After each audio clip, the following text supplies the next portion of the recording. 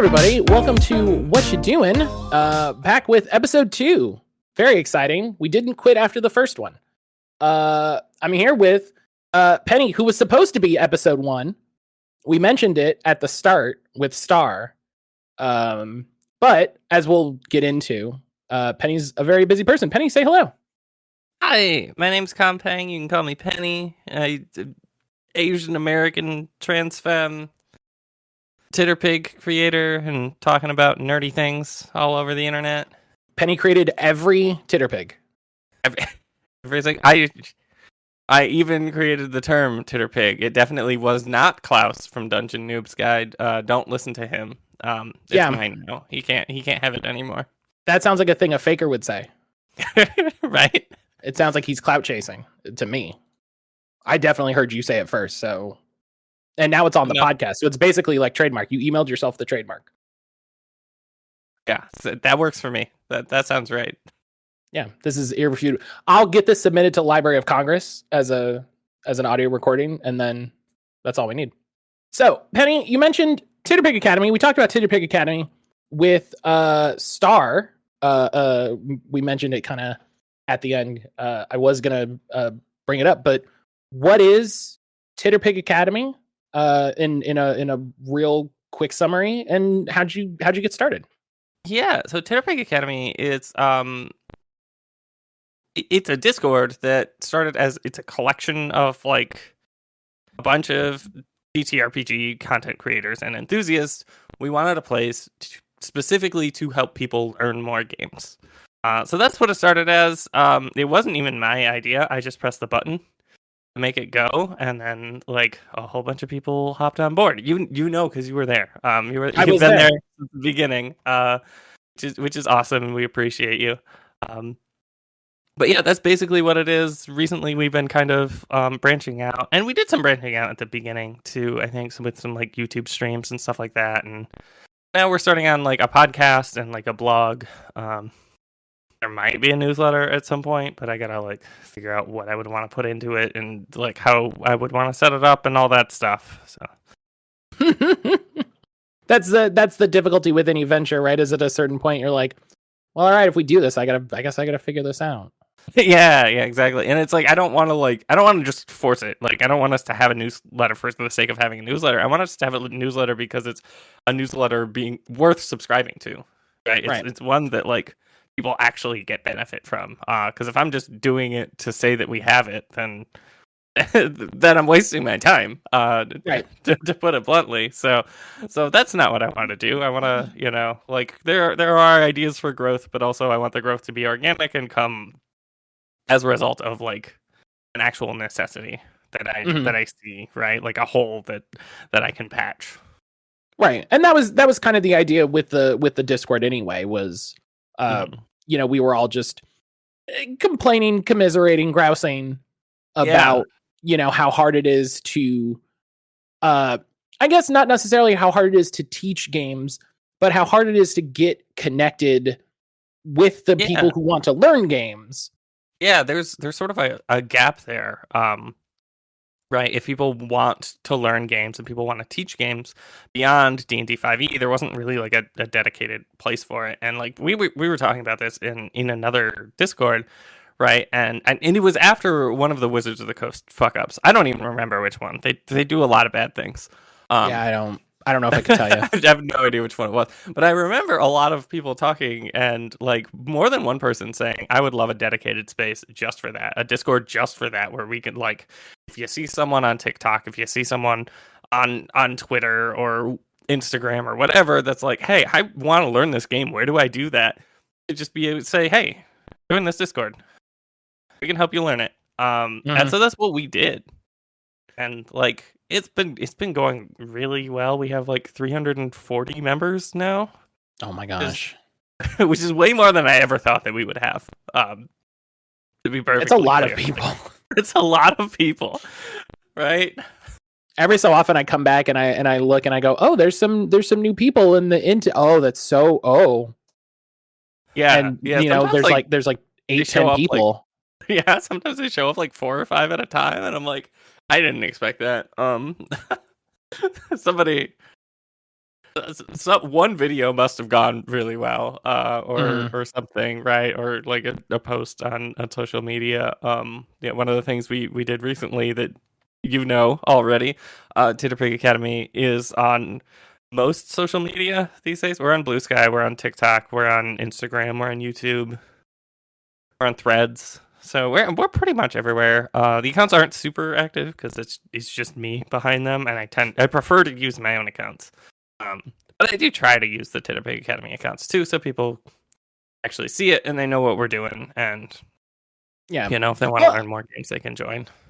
and like you said, like you want to go for organic growth behind these things, and having an account on social media just makes it a little easier to say, hey, come check this thing out. I'm Yeah, not just giving that's someone a random link. I'm like, hey, look at this account that has however yeah, so many followers and has been around a little bit. It looks yeah, and 1 degree like less sketchy.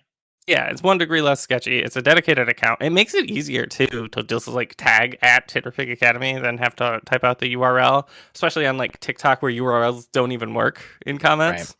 Right? So having that is nice, and I think it looks legit when I have like on the video accounts.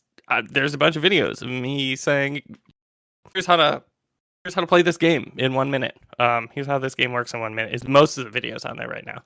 There's some other stuff where I talk about a few different aspects of the hobby, but that's the majority of the content, and I think like those videos are doing really well. So I think that is what people want to see. They just want game recommendations. Right. And that's sort of like game in 1 minute stuff is really solid. It's really evergreen, to use a industry lingo. Because if Yeah. like if you do Wild Sea in 1 minute, if all of a sudden someone's talking about Wild Sea, it's like, oh yeah, here's this video, or this, it might get picked up at some point, just randomly pushed in the way that TikTok decides to do sometimes. Yeah. Yeah, and like Um, this stuff isn't just on TikTok, right? It's on YouTube Shorts and it's on Instagram and it's on Blue Sky.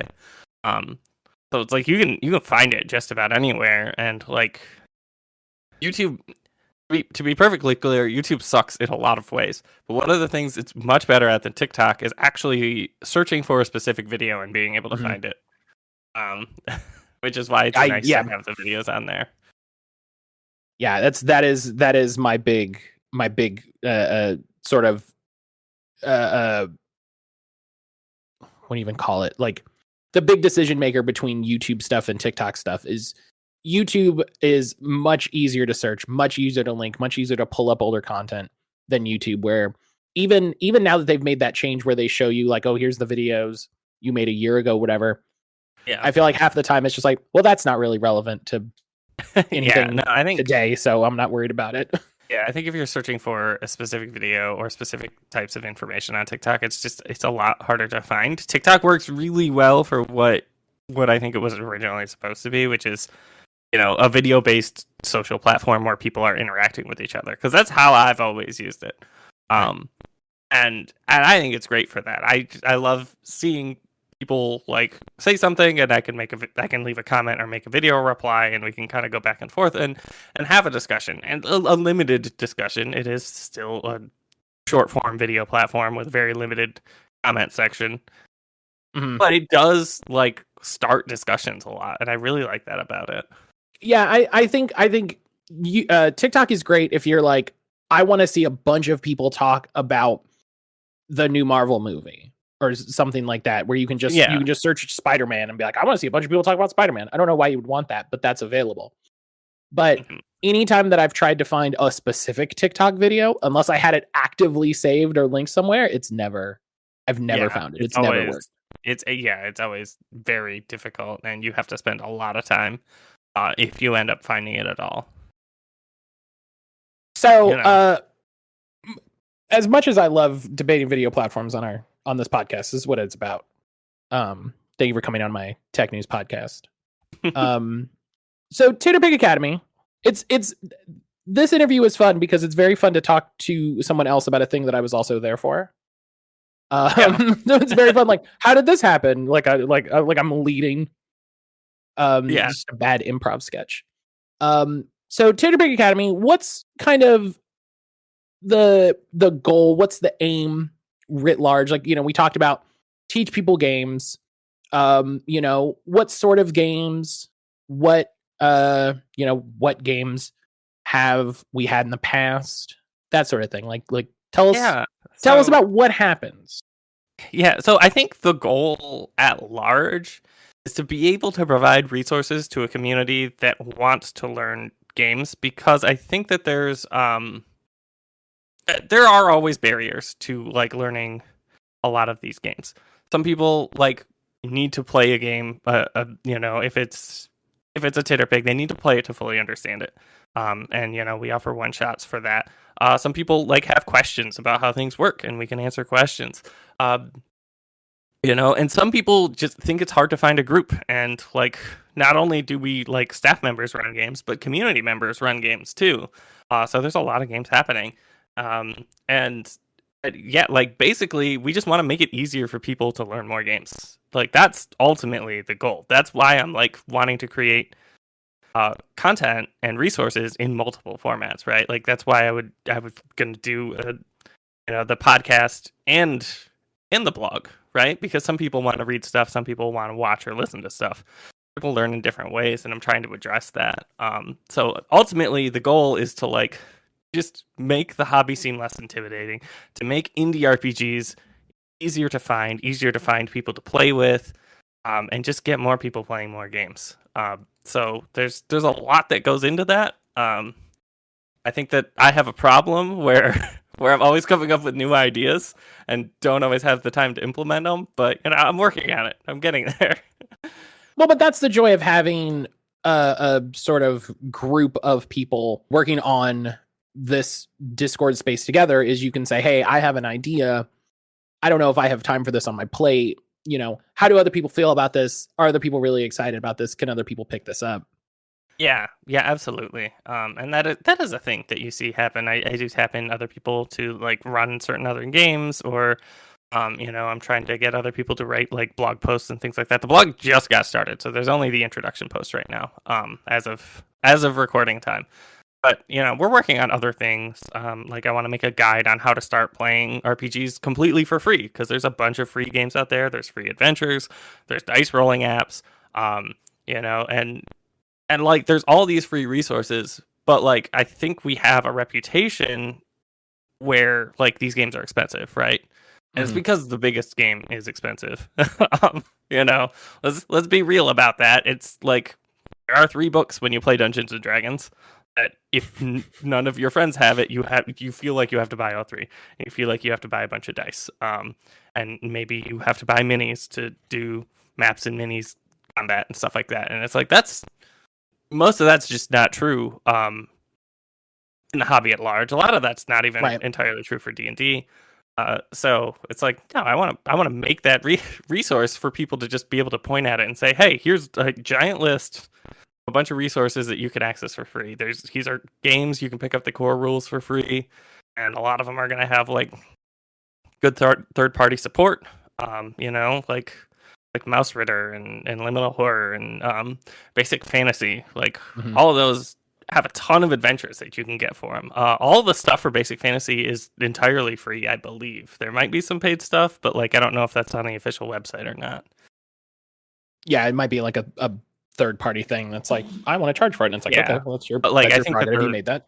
Yeah, so I think the licensing for it implies that if it's like an official Basic Fantasy product, it's supposed to be free, and it's like an entirely open source ecosystem that anybody can make their thing official and submit it to the website, which is really cool. And it's got a really active community from what I've seen. I haven't played the game yet. I might want to play that at some point. I think it's a little bit too OSR for me, a little bit too close to like BX D&D, but like I might give it a try anyway. That's kind of the vibe I got too. I remember looking at it forever ago when I was getting into TTRPGs. I don't know old editions of D&D that well, so if BX is not the one that's based off of, don't kill me in the comments. Don't come for us. I don't know. It's the old one. I know 3.5 because that's the one that I played. And 4th edition seems really cool. I never got a chance to play it. And that's it. That's all of my D&D, unless we want to count Pathfinder 1, which is D&D 3.6.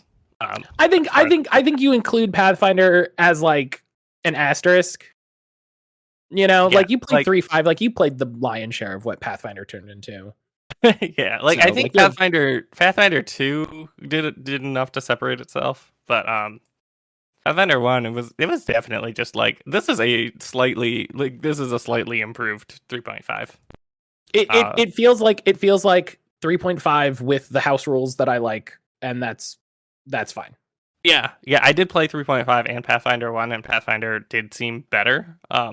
It like there were just some common sense changes of like consolidating skills in ways that just made sense to me, and I'm like, yeah, that's better. I like that. that makes sense. I would do that. Right? Yeah. Yeah, it's like why do we have hide and move silently as two different skills instead of one stealth skill? I don't know. I couldn't explain what the designers of 3.5 were thinking there, but like go off, I guess. If that's your jam, go for it. I don't know. It's not for me. They were told they had to fit. I don't know. This is true. They had to fit 30 skills on the sheet, so they came up with 30 skills. I don't know. That's probably not true. That would be a bad way to design it. I hope. Boy, I hope that's not true. Yeah, like I think that there is like from a very simulationist perspective. Yes, those are technically not the same skill. Yeah. moving quietly and being able to like hide in your surroundings, and I understand that, and that's probably where that's coming from. It just that's made why for a game that I didn't like.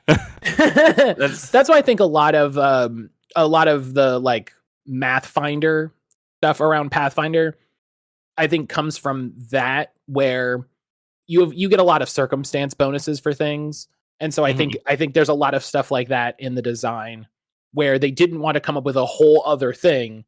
They're just like, listen, this is a skill that's close enough. If you're doing this particular thing, you get a bonus, which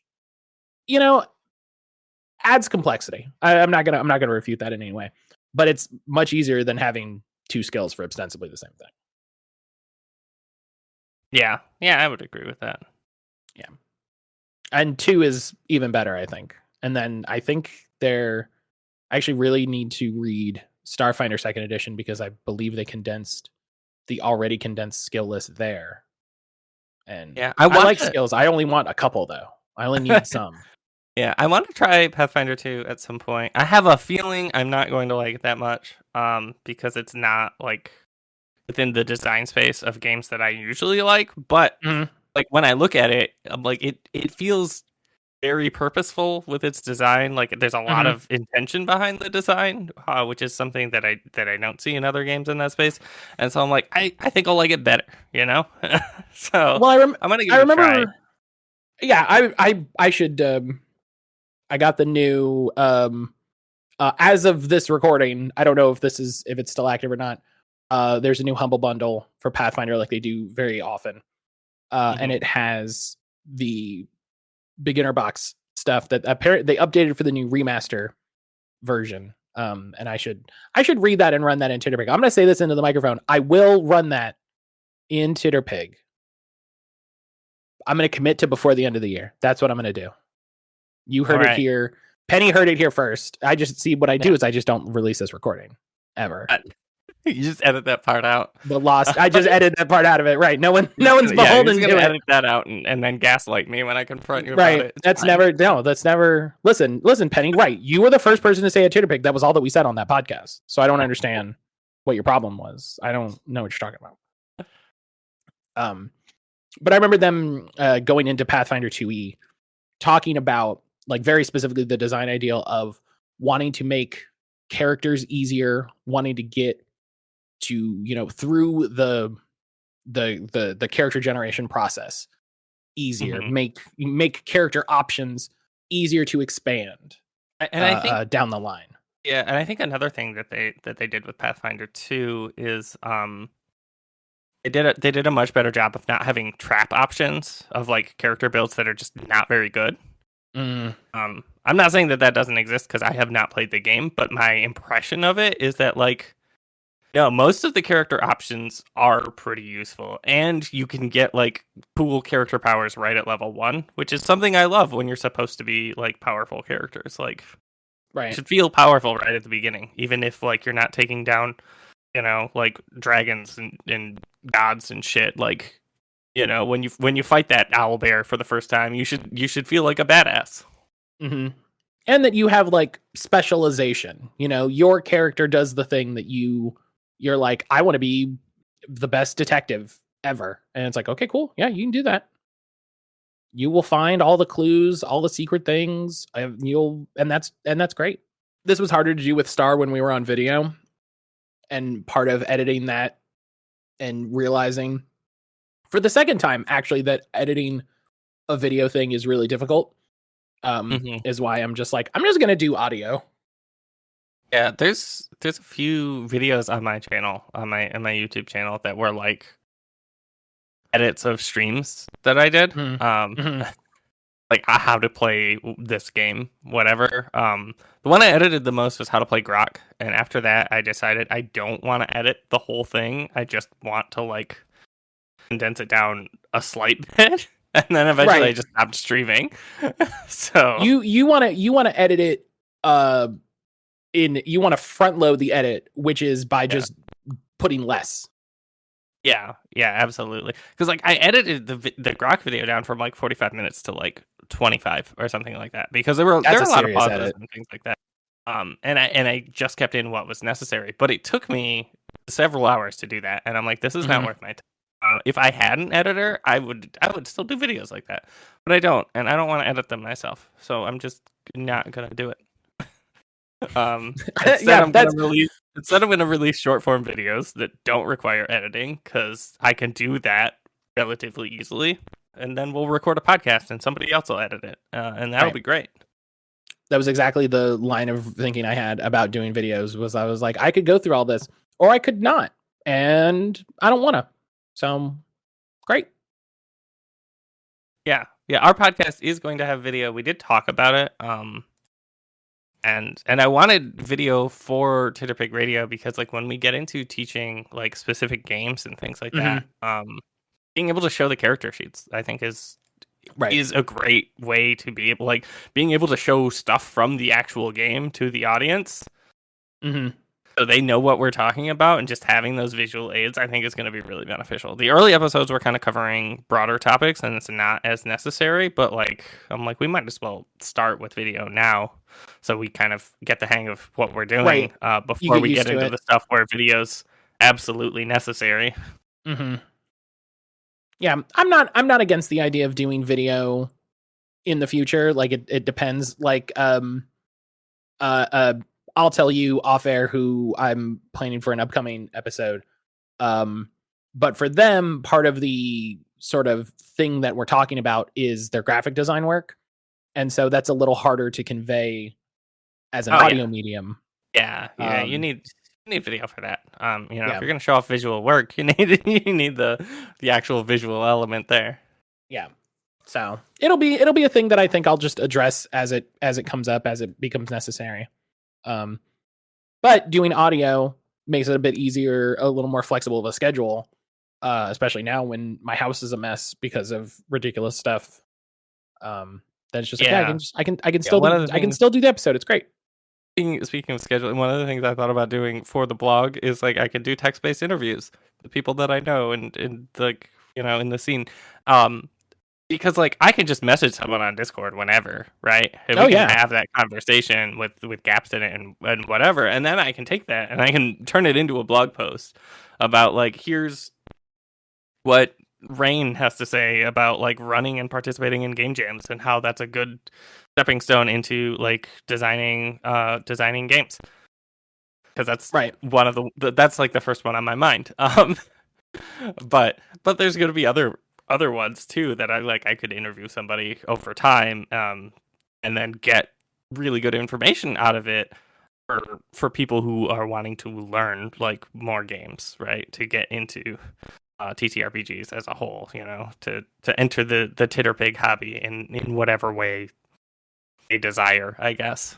Well, and I think going back to what you mentioned before, like doing blog posts, doing podcasts, doing videos, it's about trying to meet people where they are, right? Like you mentioned, it's because people learn different ways, but it's also it works in your benefit that they're different platforms and people are searching for the information in a different way. So if someone's looking for a video, they're on YouTube looking for a video, Yep. and so, you can sort of tailor the video content to stuff that's more visually interesting. In an interview, you can say, okay, here's a blog post, here's something kind of shorter, maybe would be like 10-15 minute interview, which is maybe a little too short for something audio based, but is a pretty good length as a read. And so, it's meeting people where they're, it's meeting people where their interests are. Like, I remember back in the G Plus days, there was a lot of reading, there was a lot of blog posts, just because it was still at a time when making YouTube videos, longer form stuff was harder for regular people. And people were on the app that was predominantly a text-based app anyway. And so it was a lot of, I remember there was a big thing. I'm not going to remember it. Adam's going to yell at me. There was a big thing on G Plus to basically never post just a photo. There was a big community pushback back when the OSR was like kind of just forming. People would be like, here's the book I got. And people would be like, no, like post something cool from it. Post what you like about it. Post a cool page. And so what usually would happen is people would post a cool thing that they got, and they would talk about it, or they would talk about their day, or they would talk about something else, because it was a text-based, predominantly social media. And so I think what I appreciate about the way that you and everyone, I don't count myself in that. I'm not patting myself on the back. Calm down. Are kind of approaching it is, one, saying, like you said, hey, here's some resources on how to do this, if you're looking for this. And then actively running games that people are interested in. There's the channel where people can just pop in and be like, hi, I heard about this game. It looks pretty cool. Is anyone interested in running it? And I feel like a good lion's share of those posts turn into someone running the game. Yeah, I would say a lot of them do. Almost all of them get somebody responding, that game is on my list, I'm gonna get to it. And not all of them have made it to the table yet, but we're all busy. And I think for the majority of the people that are staff in Titterpig Academy, this isn't like the only thing that they're doing. Pretty much everybody's doing other things, whether it's in this space or in other hobbies that they're doing. So it's like we're all busy. We talked about Mo before, we kind of started the recording. And like I've seen Mo's schedule, and it is absolutely wild.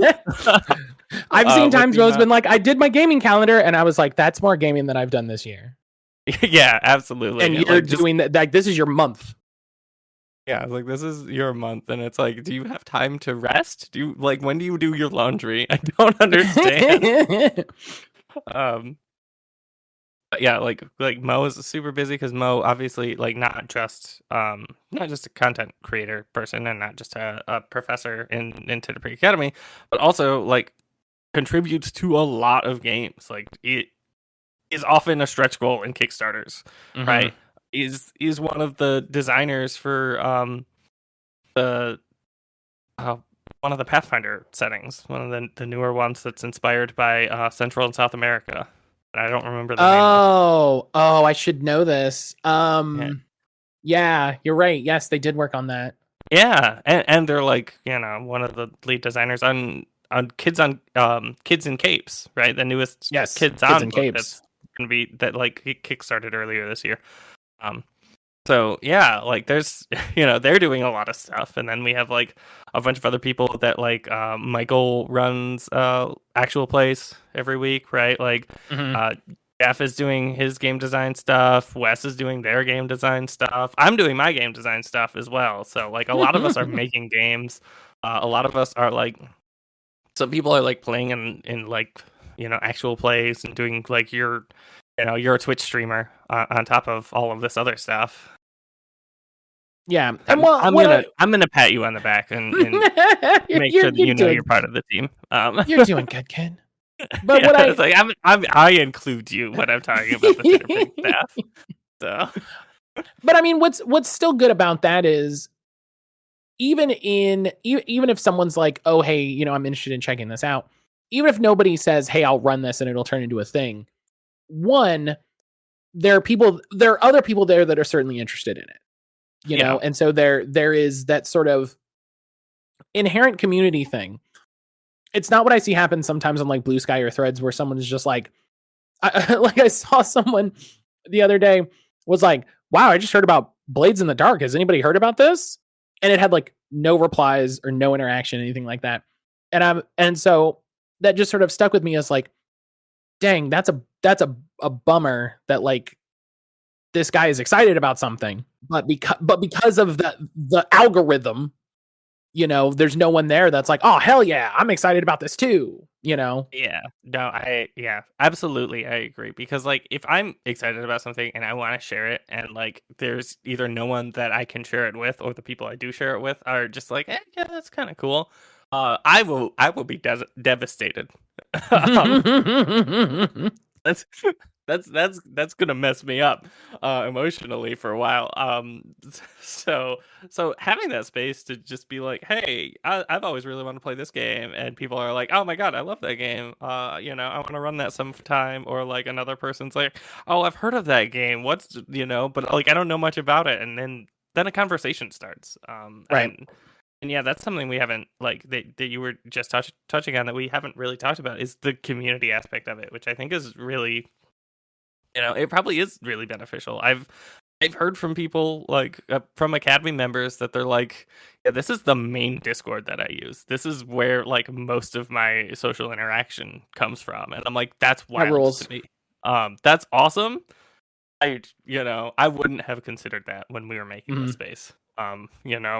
I didn't envision that it could have become what it is, which I think is great, because it means that the thing that it is wasn't made by me, right? It's made by everyone, and that's Right. one of my goals, right? It's Titterpig Academy. It's not Penny's server where she yaps about RPGs. Like that's a different server. We have that server. That's a different one. Yeah, that's a different server. That one's invite only. But I think that's great, and I love to see that. And I love seeing people try all these new games. Like, you mentioned Star already, because Star was the first guest. Star is in so many games. Star's all over. It's really funny sometimes. Like, I will, I keep up with what's going on, and I'll look at the games, and I don't mean this in like a mean way of like, oh my god, Star's everywhere, but it's like, I'm like, Star plays so much. Star gets into it. And that's like with time zone problems, right? Because most of us are running from Eastern or Central time. And Stars in Pacific time, right? so she has to like schedule around that, right? And like, because she's a parent, she's got a kid at home, she does her own podcast, and so she's scheduling around that and trying to get these games in. And I think she does some actual play stuff. Yeah, she has at least one. I think she has one regular and then one semi-regular. So yeah, I know she has one regular that's an all women D&D game, which is fantastic. We love to see that. And then episode 1, if you want to hear more about Star. Yeah. And then there's some other ones. But yeah, Star is great. Go follow Characters Without Stories and everywhere, because we love Star, and we love to support her. But yeah, I love seeing these people hop in to learn all these games. Some of them they've never heard of before, and they're like, that sounds cool, I want to try that. And some of them are like games they've specifically requested too, and they're like, I've always wanted to play this, and they're always super excited to try something new, which is something that I love. Especially when it comes from people who like haven't played a lot of games, right? Which is a decent chunk of the people. Like, it's definitely a mix, right? We have some people who have like barely ever touched RPGs, and then we have some people who are like super deeply invested and just want to play all of the games that they can. And I think that's cool. I think it's great that we have some people in there that are completely new, because like that's who I was targeting. I did pick up a lot of people who are heavily into the scene, and they're just like, I just want more places to play more games. And I'm like, yeah, come on in. We'll run a bunch of different stuff for you. Well, and I think that's part of, like you said, like, this isn't the thing that you built. This is a thing that, like, you started and built itself, because, I remember, like, it was the handful of us, but, like, so quickly it felt like a good handful of people who were just interested in whatever came in. And I think Yeah. the sort of exciting thing about this server is it cuts down on not necessarily the noise of trying to find out about new games, but just the, like, it's very difficult to find. I was talking to somebody the other day about how kind of easy it is to find out about indie video games, because there's so many channels and creators and podcasts, like, on every platform, that are telling you about indie video games. And you can see an indie video game, you can look at the video and you can go, okay, maybe that's a game that I'm interested in. But for a TTRPG, it's so different. Like, I can show you the book, but that doesn't mean anything. I can show you a page, but that doesn't really mean anything. And so much of the game is not just like, oh, it's a cyberpunk game, and you're like, okay, maybe that gets you interested. But it's like, okay, what kind of cyberpunk game? What sort of system is it? What is this? How many players is it? So, and right, it's like I couldn't even tell you how many cyberpunk games I own. A lot. Right. And so if you could be somebody who just does cyberpunk games, and you would still have so much to talk about. And so what I kind of appreciate is, in Titterpig Academy, the thing y'all set up is, and again, I say y'all, I have very little to do with this. I was just kind of around. You've sectioned the games not really by genre or system. It does exist, but just sort of by overall theme. You have trad games and story games. Yeah, I would say that's like play style, right? Mm-hmm. And there are board game like equivalents, right? That would be like separating out like roll and rights versus like worker placement or something like that. Mm-hmm. I don't know a lot about board games. I do know some of those terms, but yeah, like we separated out by play style so that people could.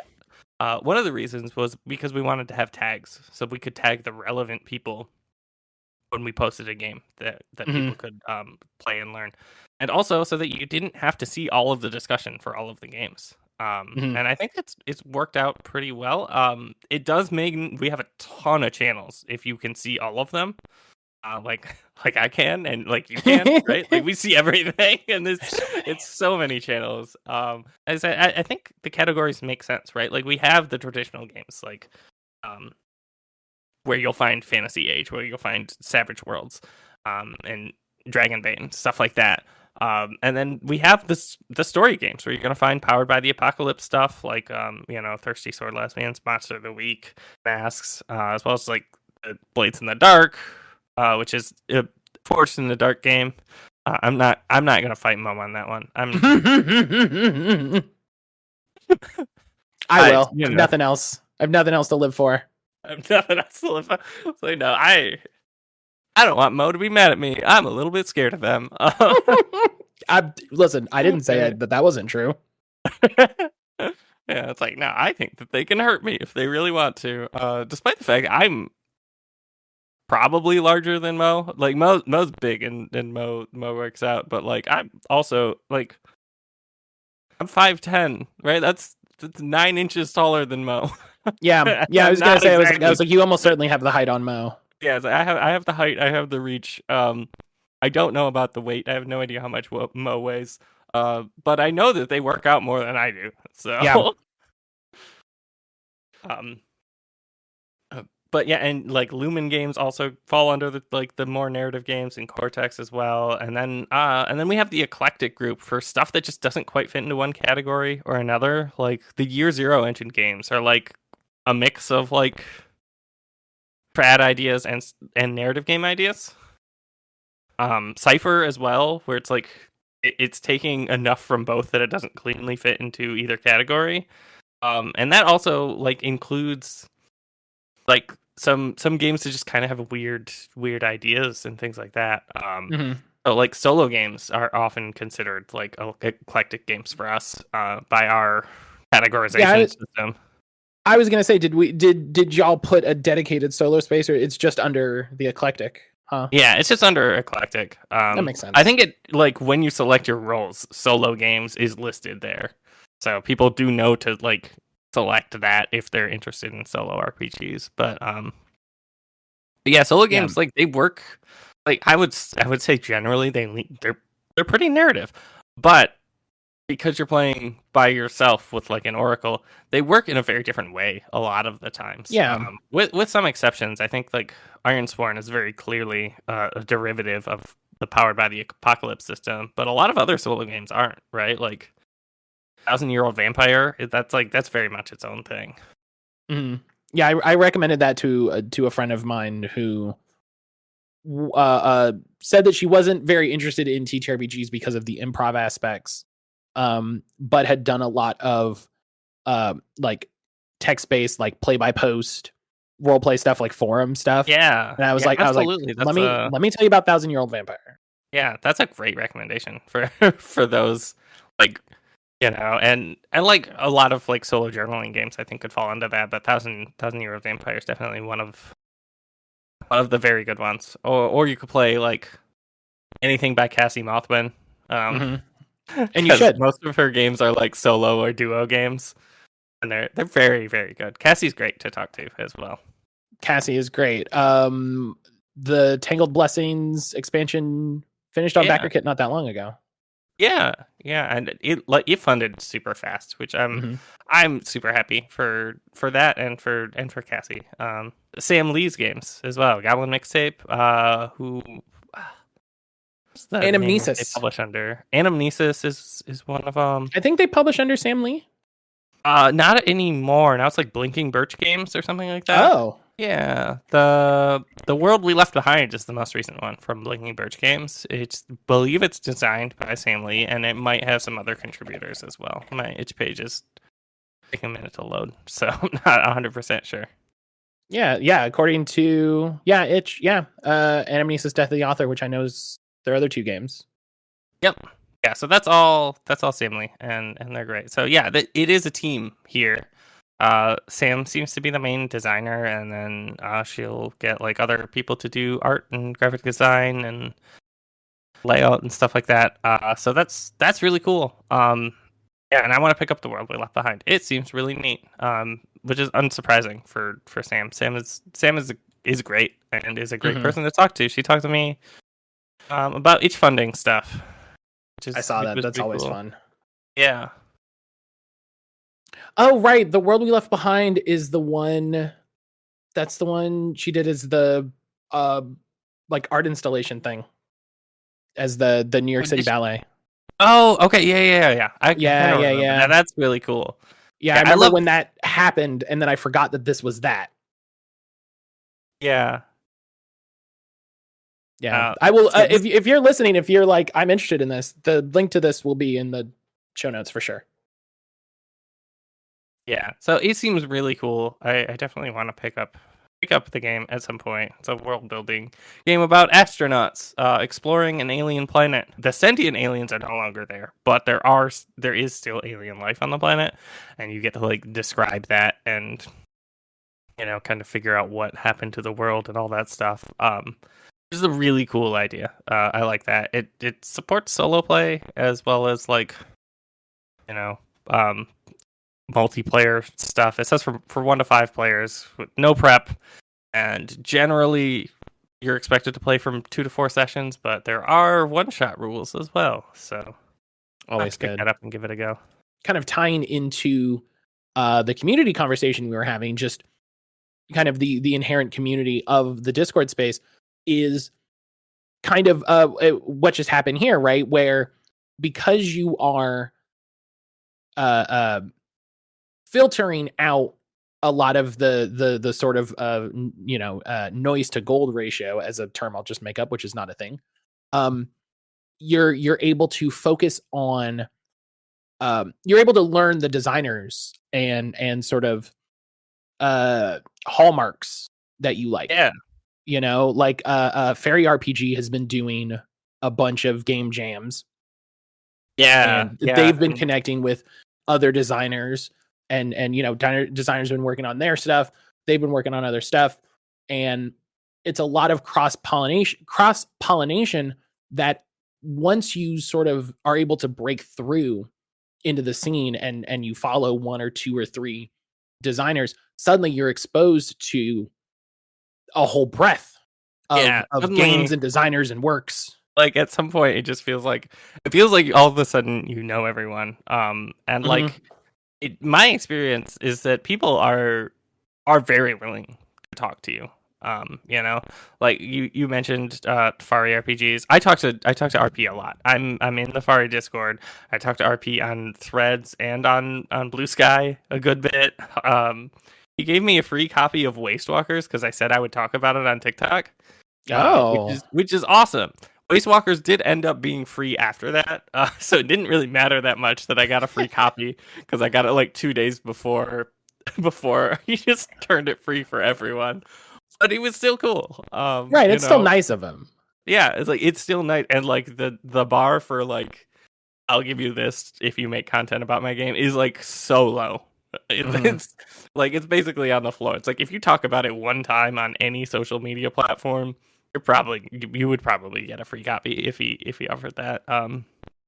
You know, he loves talking about like layout and game design as well, and I believe is the person who coined the term rules bright in like opposition to like rules heavy versus rules light. It's like it's not about the amount of rules, it's about how they're used. And like rules bright games, all of the rules are reinforcing the themes of the game is kind of the intention behind that usage, which is something I really agree with for sure, right? Because it's like I wouldn't say Blades in the Dark is a rules light game, but I would say that it is definitely rules bright. Like all of the rules reinforce the theme of you guys, like the player characters are running a gang in like this fantasy steampunk world that's surrounded by ghosts. You know, like everything about the game just points you in that direction, and I love that. Excuse me. You're doing things, and the rules are there to support you doing the things and lead you forward. Yeah, absolutely. Which I think it's a great way to describe it because it's really good. It's definitely really cool. And you know, and like I said, I've met a lot of people in the scene, and it's been amazing. You know, and there are like any hobby, there are shitty people out there. So sure, like don't. Unfortunately, that's going to happen, and you just need to be aware of it if you're like getting into the hobby and you're starting to interact with people online. Some people can be dickheads. I'm not gonna lie to you. But it's nowhere near the majority, right? So. You know, especially if it's smaller accounts that like are game designers and content creators and stuff. If you interact with them, they will probably respond. And that's the thing that I've always enjoyed about my time in the TTRPG community, is that by and large, people are just excited to be doing the thing and are excited to share the thing with you. You know, and it's like, oh, are you interested in this thing? Cool, let's talk about this thing. Yeah, most of us are just like very happy that anyone is getting joy out of the stuff we make. You know, we're almost astounded that happens sometimes, which maybe is a little bit of a problem. But I do feel like there's a lot of times that I've seen designers like make a game and then someone plays it and it's almost like they forgot that they made it to be a thing. They forgot that people could go out and like buy this game. They forgot, like some of them, like they did like crowdfunds and stuff like that. And it's like, did you forget you did a crowdfund and a bunch of people paid you money directly for it? And it's like, what? It's like, no, it's okay, it's fine. No, you're good. You know what? Keep making cool games. Don't even worry about it. Don't think too hard about it. It's okay. Yeah, it's like I'm worried if you focus on it too long, you might scare yourself away from ever making a game again, and we don't want that.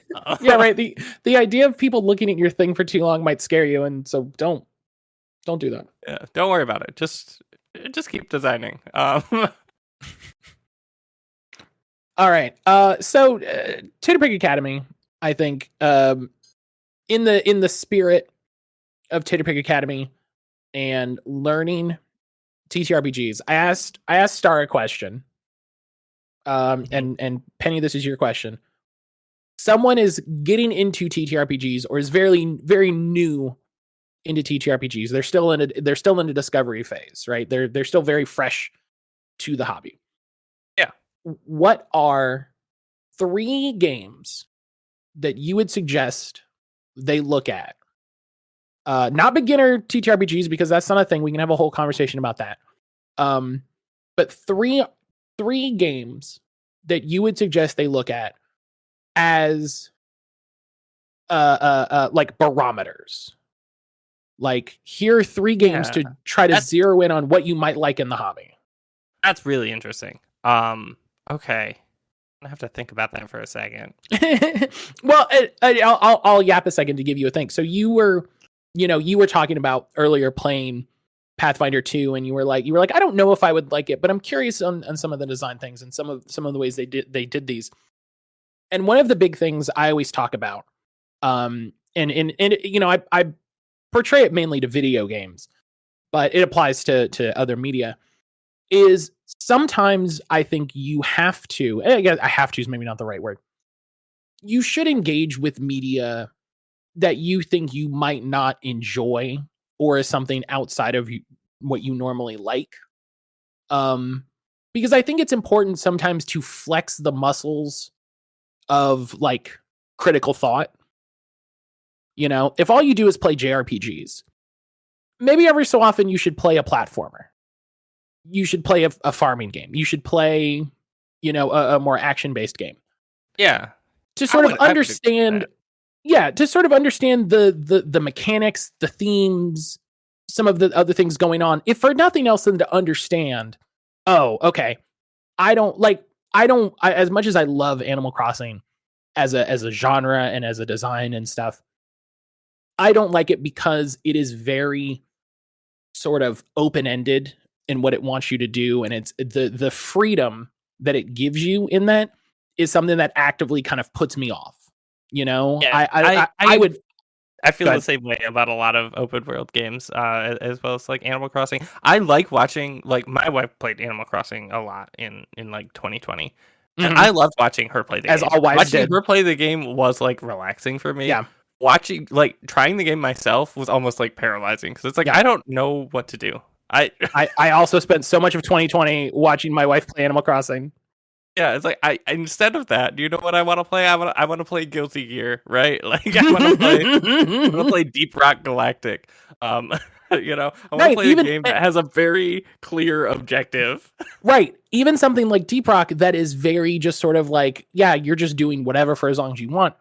The goals are very clear. You want to get this much, whatever. You want to get 7 of these. You got to get out alive. And you're like, okay, cool. What do I get for it? You get currencies so you can look goofy. Great. Let's go. Perfect. Rock and Stone. I love that.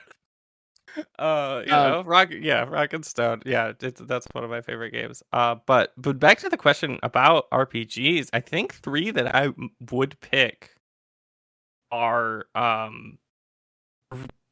RuneQuest is one of them. Ooh. So RuneQuest, ridiculously crunchy game, very involved. I think all of the rules really reinforce what's going on there. It's got like stuff that you don't see in a lot of systems. Or one thing that you're going to see in that you don't see in a lot of systems is HP per body part, right? Yeah. And I think this is going to give you a barometer for how much you like crunchy games in a way that like isn't as ridiculous as like Palladium riffs. Right.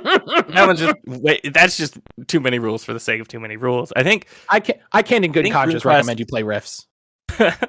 Yeah, I think RuneQuest is like, it's a lot of rules, but like for a good reason, and it's also in the trad archetype of games.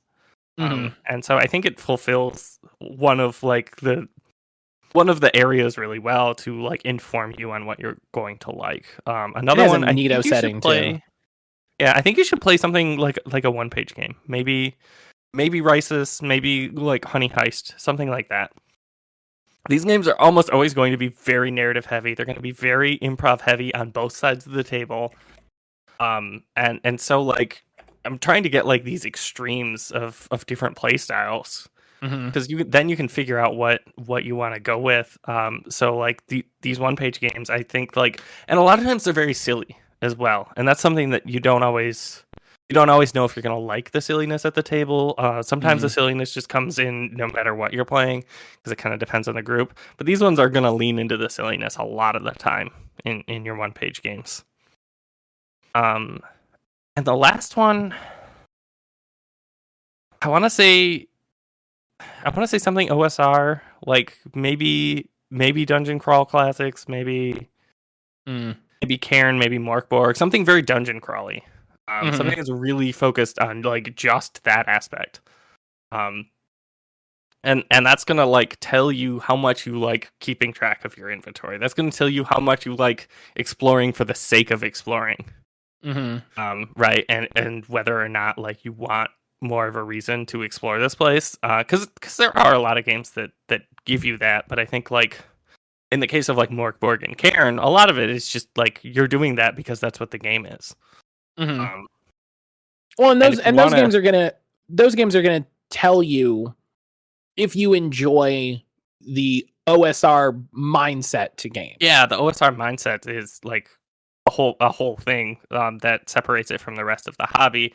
And I think one of the big things in OSR that's emphasized more than in other areas of the TTRPG space is that they treat their games as a game. Yeah. And like your player character isn't that important. They're the avatar with which you interact with the world. But like it's not necessarily about the story that you're going through. It's not about these big narrative arcs most of the time. It's more about like being able to use that avatar to get around obstacles, right? Right. Whether those obstacles are like traps, whether they're difficult terrain, whether they're like enemies, whatever. There's obstacles in the way of like usually you finding treasure of some kind. You want to get treasure. Yeah. There is 3 rooms that are almost guaranteed to have traps and or monsters. Yeah. How do you move through that space as safely as possible? So a lot of that comes down to like trying to be clever as a player, right? And to be able to use like your equipment in interesting ways, to be able to like put you in advantageous positions all the time. And that's a play style I think that like isn't easy to like figure out if you like unless you play an OSR game. Right. And I think there's a lot of people who will figure out very quickly whether or not they do, like you said, once they engage with it directly. Yeah. Because I know people who play, Pathfinder in a more OSR style format where, like you said, they use their equipment in creative ways. They're not concerned with the quote unquote narrative. Their narrative is get through this dungeon, get loot. And Pathfinder, like we talked about, kind of being a branch of D&D, supports that to an extent. But some of the more modern OSR stuff really drills in and focuses on those moments and does away with a lot of the other crap that doesn't matter. Yeah, like they just the dungeon doesn't care about your grapple score. Yeah, they throw out a lot of stuff, and like a lot of times in the OSR, the fewer dice you roll, the better. Which is a very weird way to play an RPG. As a person who really likes rolling dice, that's I think one of the things I like the least about OSR games is that I feel like I'm discouraged from rolling the dice because rolling the dice means that I'm in a dangerous position, which I don't want to be in. But like when it comes to like getting creative with the resources you have, you do find that in other games. Like I've run Cortex for a lot of people, and they will try and justify like how they can use a particular specialty or a particular asset in a certain way, and I almost always let them do it. And I'm like, unless it sounds like complete bullshit, I'm probably gonna give it to you. And also like tags in Fate and City of Mist, I think are used in that way by certain players. But I think the OSR is the only like playing Cairn and stuff like that. You're almost forced to interact with the game that way. Like playing any other way almost doesn't really work. Yeah, you're going to feel that friction of the game fighting you. You know, you're going to be like, I want to roll to attack the guy, and he's going to kill you, and you're going to go, what the heck? And it's like, well, you shouldn't have attacked him. Yeah, you didn't you hear when I described that he had this big plate armor right? and this big sword and the big shield, and you're just a peasant with a pitchfork? Like, did you miss that whole? Right. It's like I did everything short of saying this guy can and will beat you if you engage him in a fair fight. You have zero chance here. Don't do this. Like I roll. All right. Yeah, it's like you can't just walk up and attack it. That's a terrible idea. Unless you're willing to die, which I have played. I have played some OSR-ish games. Like I played, what was it? Year Zero Engine 1, Forbidden Lands, which isn't quite OSR, but has some OSR vibes to it. And I did play that way of when I encountered a threat and I thought that they were insulting me, I would just go up and fight them. And someone would have to come in and save me because I was going to get my ass kicked. That's a fun character choice, though. You know, like people knew that I was playing a character that had an ego problem. So listen, Penny, sometimes you make weird character decisions and you stick to them and you reinforce them and you get really excited about the discount at the museum. And just yeah, absolutely. That does in fact happen. That's just how it goes. Sometimes you're a duck and you're really divorced. That also happens. Yeah. That also happens. Yes. The fun of TTRPGs. But those are my three picks. I think they cover. Those are great. Yeah, I think they covered the range pretty well because like you've got this super crunchy game where everything's going to be really involved. There's going to be a lot of math, but if you like, you're going to figure out whether you like crunchy games or not. Right. And then like with the one-page games, you're going to figure out probably if you like narrative games, and you might figure out how few rules you can get away with and still have an enjoyable game. Because I'm not saying you're going to love Laser and Feelings. I'm not going to say you're going to love Honey Heist. You might not. You might say, I had a pretty good time, but I would love if there was like just more stuff to interact with game wise, which is fine. That's like a whole. Yeah, that's good. I think that's a great takeaway. Information. There's so many games that fit that. And then like, on the OSR side of things, it's like the OSR games, like OSR players treat their games as games more than everybody else. I think players in a lot of other genres, a lot of other spaces, treat the games as a way to tell a story, which there's nothing wrong with that. But like, you might not want to play that way if you're right. new. It's the focus of the game and the genre. Yeah. And like you said, like these, if you were presented with TTRPGs 101 and you played all three of these and you wrote down your feelings after playing them, you would have a pretty solid idea of what you think about TTRPGs after the fact. And you could probably say, okay, here's 2-3 more games based off that. Yeah, absolutely. And like, I wish I could have more games on this list because I would love to throw in like a world building game. Right, I would love to throw in like a Fiasco or a For the Queen, and I would love to throw in like a solo game because like none of these really do those things. But like, I'm like the majority of TTRPGs are played in the traditional like GM and player format. So I figured I would stick with that. And you can also get input on whether you might like the world building stuff, whether you might like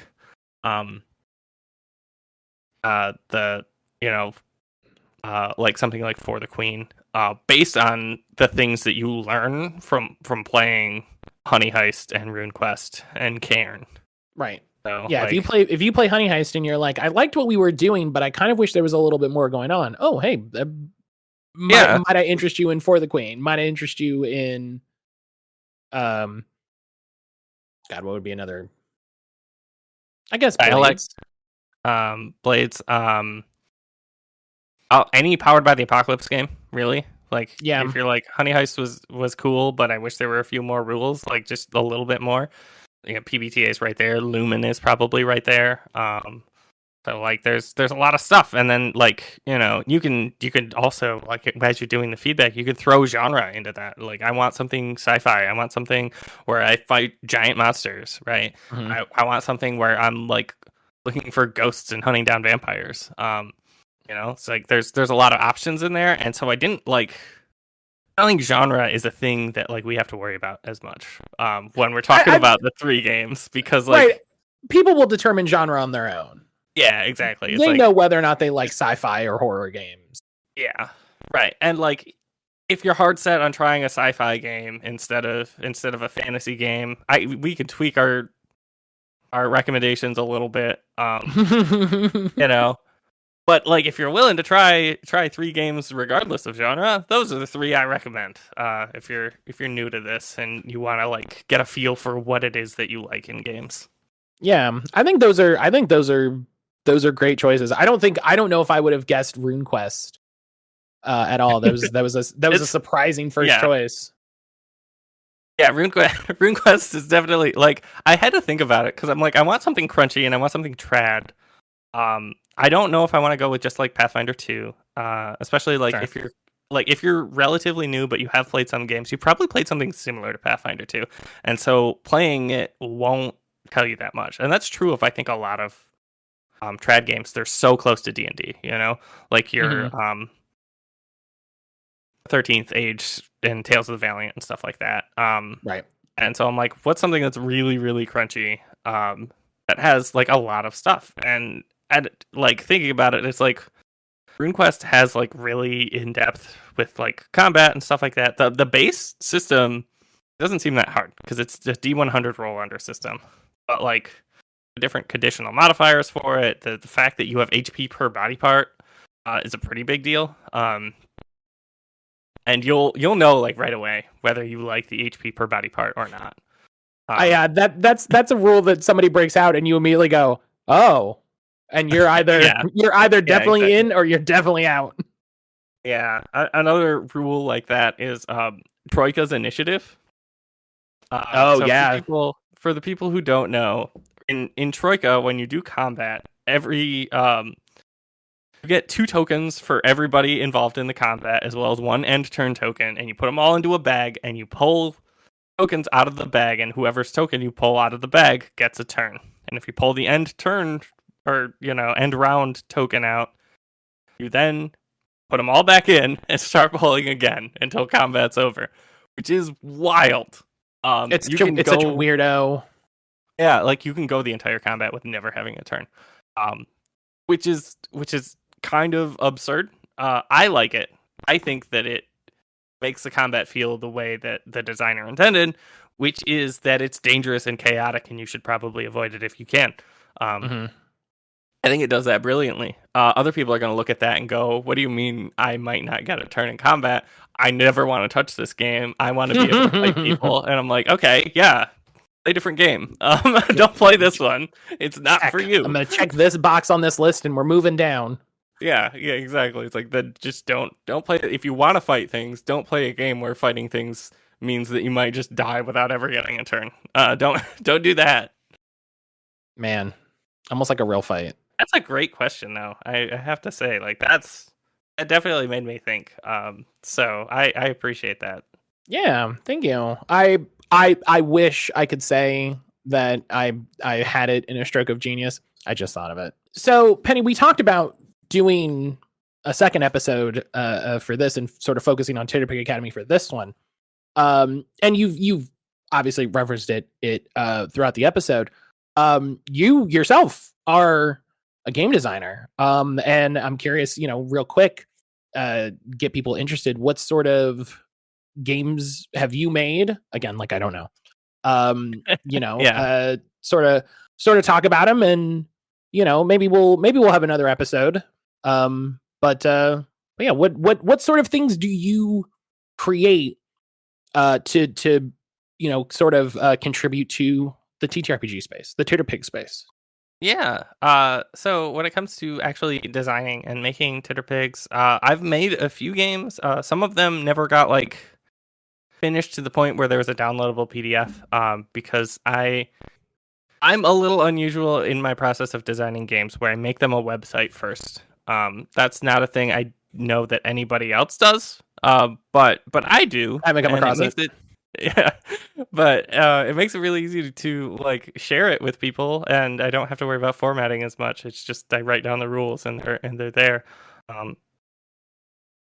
but I am making other games that are going to be more completed and are going to be PDFs and things like that. And I publish them under now I publish them under Transcendent Tapir, which is a game studio that I'm starting. It's mostly me right now, but we're gonna have other people working in there as well. Charles is working on a couple of games he wants to release under it. Uh, Sadie Oakleaf of Oakleaf Insignia and Alice from Fapop are helping me on my big game project, Distorted Domains, which you played. It's a great time. It's this like weird science fantasy. Um, it's got inspiration from like Doctor Who. I've heard it referenced to like Adventure Time. I also pulled inspiration from Chuck Tingle, though I don't know if everybody knows enough about Chuck Tingle to see where that actual inspiration comes in, because it is not in the pounding. It is more in the weirdness of the Tingleverse, right? I like it's not in the pounding. It's not in the pounding. Though if you want pounding, there is another game I made called Supernatural Sapphics. So that's on the Transcendent Taper itch page, as well as on the transtaper.games, which is like the actual just website that we have, where you can see the web version and get the rules for free. But that's like it's queer romance involving like supernatural creatures and cryptids, and everyone's toxic. Hell yeah. Yeah, it is. It's kind of what I wanted Thirsty Sword Lesbians to be before I played Thirsty Sword Lesbians. Because Thirsty Sword Lesbians, it is about disaster queers, and they do toxic things and stuff like that. But in the end, I feel like overall in Thirsty Sword Lesbians, these disaster queers are going to come together and like beat like and resist this opposing force that's coming in and trying to do some heteronormativity or some other like oppressive thing, right? So they're going to come together in the face of oppression, which is great, and I love that. But I also wanted a game that was like just what if they didn't? Queer people. I just wanted queer people to be disasters. I just wanted queer people to get the chance to play as the worst version of themselves. Because when you're queer, you don't get to be the worst version of yourself. No, right? Like when you're marginalized in any way, you don't get to be the worst version of yourself, and so you should have an outlet for that. And that's this game. If you want to be a vampire who is dating a Bigfoot and maybe gonna like, maybe you're eyeing some like new supernatural investigator that happened to show up on the scene, and you're like, oh, they're really cute. I might go and drop this Bigfoot and like go with them, even though their existence is a threat to mine because they might expose all of us. Then do this game. That's what it's going to be about. That sounds great. Yeah. I also love the idea. Of designing a game because you're like, I played this game and it wasn't what I thought it was going to be. And so I made that game. And so I made it. I also made it as part of a game jam, the Queertober game jam, which is run by Rain from Rainy Day Games and the Hammer of the Gods podcast, which is really cool. So I made this all in a month, and like I said, it's a pamphlet game. It fits on 2 pages, and you can pick it up for $2 and then like print off however many copies you need, and just give everyone a copy, because the player rules also contains the character sheet. Like it's just all in one thing. You don't have to have Penny. Print off as many copies as you need and give them to everyone. Yeah, absolutely. But buy it first. That was the first step one. Yeah, and then the other game that I didn't go over as thoroughly, Distorted Domains. We're doing an itch funding campaign for that right now. So I'm getting I saw that. That's really exciting. I'm getting funds to be able to pay my contributors. Like I said, Sadie and Alice are going to be doing layout and editing for me, and that's going to be amazing. Both of those. If you don't know Alice of Faypop, at Faypop everywhere, I think, and Sadie, which is Oakleaf Insignia everywhere. They're fantastic people, and they put out some really cool stuff all of the time. And so like I'm really excited to work with them. Absolutely a dream team of queer femme people, which is awesome. Yeah, I didn't know they were working on that. That's exciting. I'm excited to see that's really the final cool. product. And like, Distorted Domains comes with 5 settings that are all really weird and interesting, and like character options are wild. Matt played a divorced duck. Yep. I was good at the trombone. Nerdy played a definitely normal human that wasn't a undead shambling swarm of limbs. Mm-hmm. Definitely not that. The definitely totally normal guy. That's what regular humans look like. And like you can also be a sentient mannequin. You can be whatever you want. You're not limited to the options that the game gives you, because like all of it's just on tables, and it's like roll or select or make up your own option for every. I love a good. We talked about roll tables with Star. I love a good table. I really like tables too, and I really liked coming up with the tables in Distorted Domains. Because like it really made me think about like all of the different possibilities, and then like when people started actually using them, we were always getting options that I never considered to put together, which is awesome. And you're like, I wrote all of these down, but I wrote every single item down, and I still didn't like think about like all of the combinations that could happen from it, which is great. I think the fun thing about the tables for Distorted Domains is there's just enough there to give you something to grab onto. Yeah. But not restrictive enough. Like you'll get something and you will just immediately have an idea. And whatever your idea is will not be restricted by the game. Like it doesn't matter what idea you just had. You're good. You're great.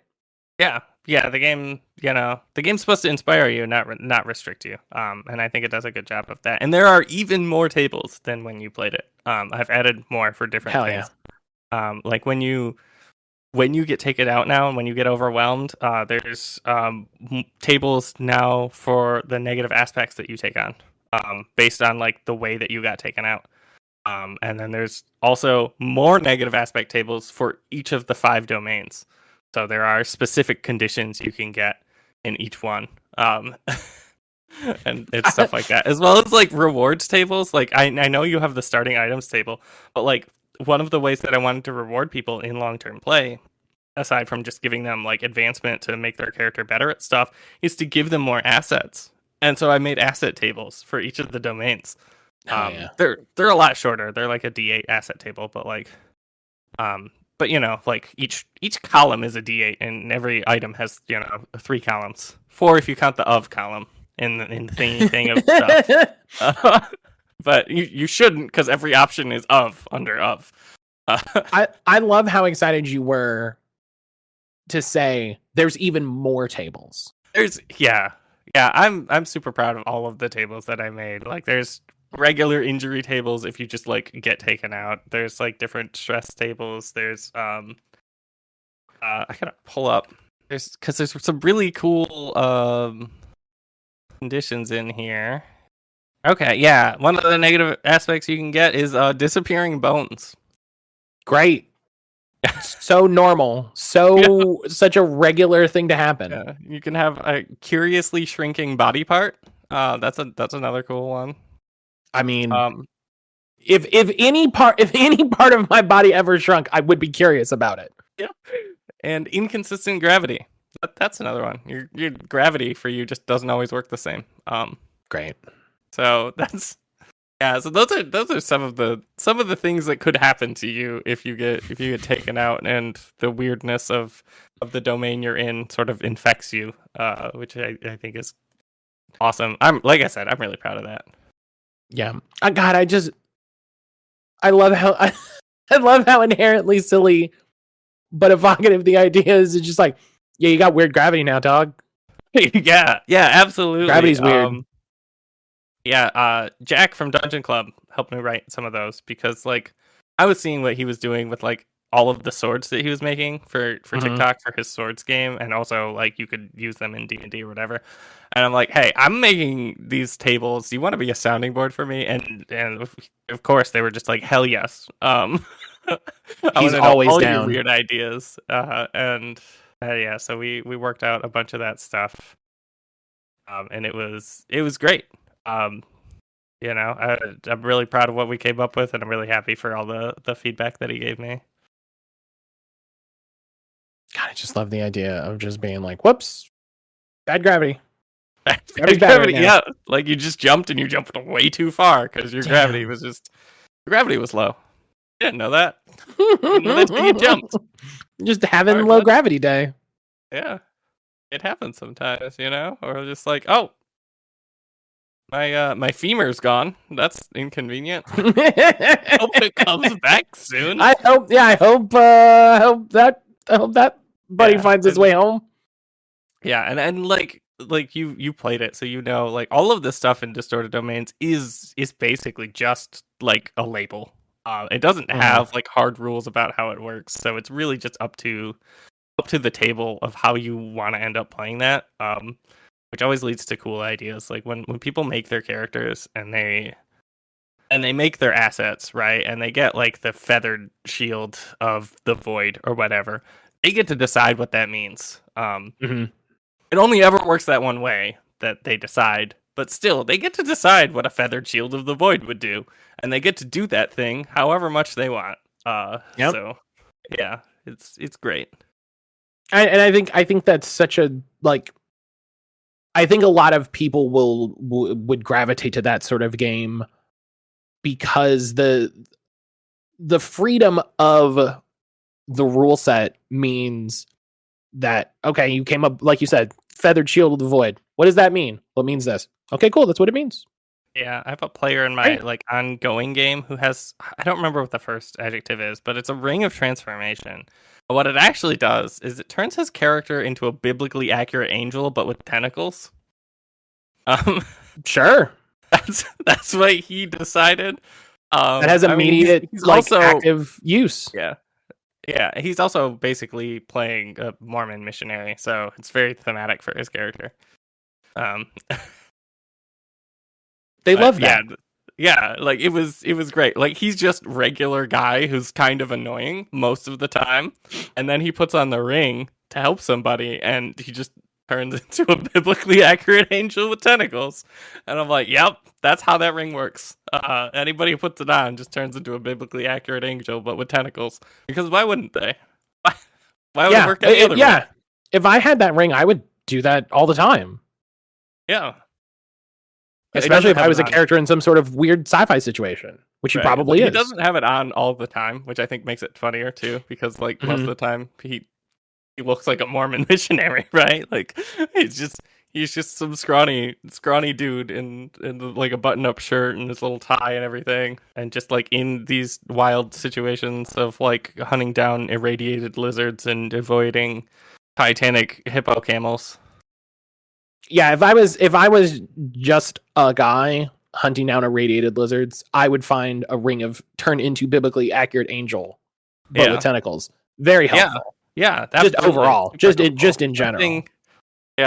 The thing with the irradiated lizard, because that's also like it's just on one of the lists of like creatures you can find in the wild remains. It doesn't tell you what it does. When I ran it, they can not only do they radiate just in general, but they can shoot radiation out of their mouth as like a laser. And like nobody in the village that they were in before they left for the hunt told them about that because because everyone in the village knows that's an irradiated lizard. That's what they do. Right, it's a normal thing they do. Yeah, it's like that's just a normal thing. Of course, an irradiated lizard shoots a laser of radiation at you out of its mouth. That's normal behavior for them. That's standard. Every single one of my players was so thrown off when it started like charging up the laser in its mouth and shooting at them. And they're like, nobody fucking told us about this. And I'm like, you didn't ask. I thought it was normal. Or like when I had people run into spider monkeys, and these are monkeys with 8 limbs that throw poop webs at you. Oh. Poop webs is a really bad combination of words. Yeah, absolutely it is. Nobody liked that. Everybody thought that was awful and that I shouldn't have put it in the game, but it's there. So now if you run a game with spider monkeys, they can just be regular spider monkeys, or they can be some other combination of spider and monkeys. This is how my combination of spider and monkey worked out in my brain when I was writing it. I'm like, yeah, it's good. Of course, it's a monkey with 8 limbs, and like it still has to have the webs that spiders make. So it's in the ball of poop that the monkeys throw at you, and so they throw it at you, and then it sticks to you and into the ground around you, and all that. I would probably have closer to like a man spider monkey. You're familiar with man spider, Penny? Yeah, I am familiar with man spider. Yeah, so just kind of like a more man spider monkey situation. Web poop is really, that's the meanest part. If I'm like sure they shoot web, but that's also poop. Like, oh, come on. We don't need that. I don't need there to also be poop. That's just mean. All right, Penny, as fun as this has been, I try not to have these go too long. We did talk about having another episode talking more specifically about your game design stuff, and maybe we'll cycle back around and do that sometime soon. But before we go ahead, let everybody know where they can find you online, socials, website, anything you want to point people to.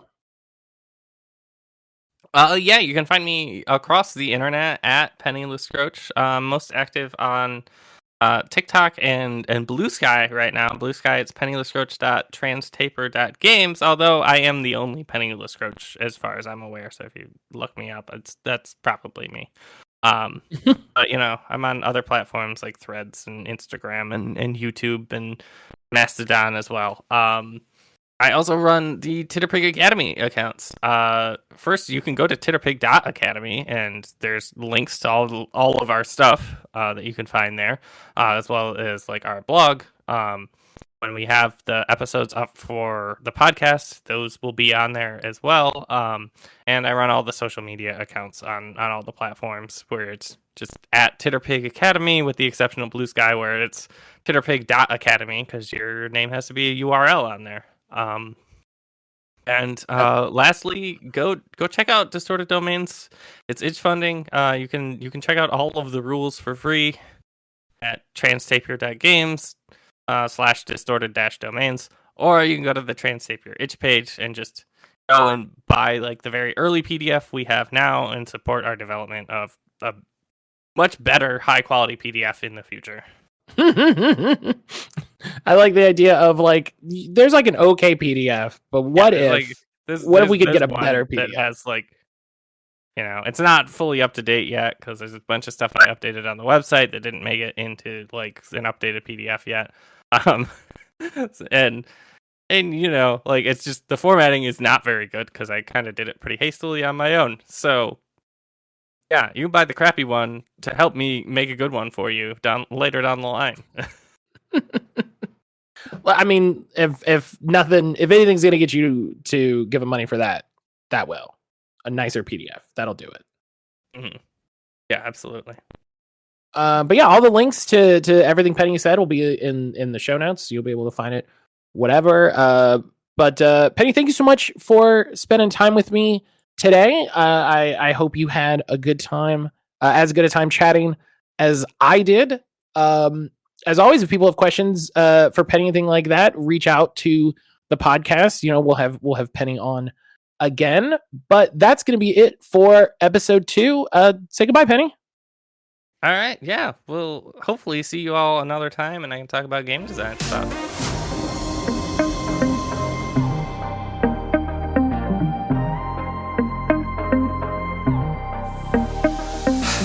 Hey everybody, that's episode 2 of What You Doing podcast. Thank you everybody for listening. I really made you wait for this one, didn't I? I had some life stuff come up. I had some stuff with my pets that just took a lot of emotional energy and really made it difficult to sort of work on projects like this. And just kind of had to take time for myself. So I appreciate everybody listen to the episode. I hope you really enjoyed it. As always, if you want to let me know what you thought about the show, if you have ideas, thoughts, anything like that, you can email me at feedback@mattcaulder.com. Let me know what you think. And rate the show. I think that's a thing that you can do. I still don't know if it's a time limited thing. I don't know. If you enjoyed the show, please rate it. That'd be cool. Tell your friends. I love that I have to do all the things that I've heard people do for years on podcasts. I'm currently in post-production for episode 3. I actually got the interviews for that done very quickly over the holidays because I had some time open up.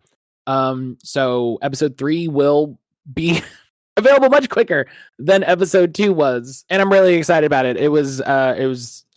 It came together in a way I didn't expect, but ultimately it was super duper fun to do. And I'm really looking forward to everybody hearing that. As always, you can check out the show on Blue Sky and Instagram at What You Doing Pod, and you can find me at Matt Calder anywhere I care to be. So until next time, take care of yourself.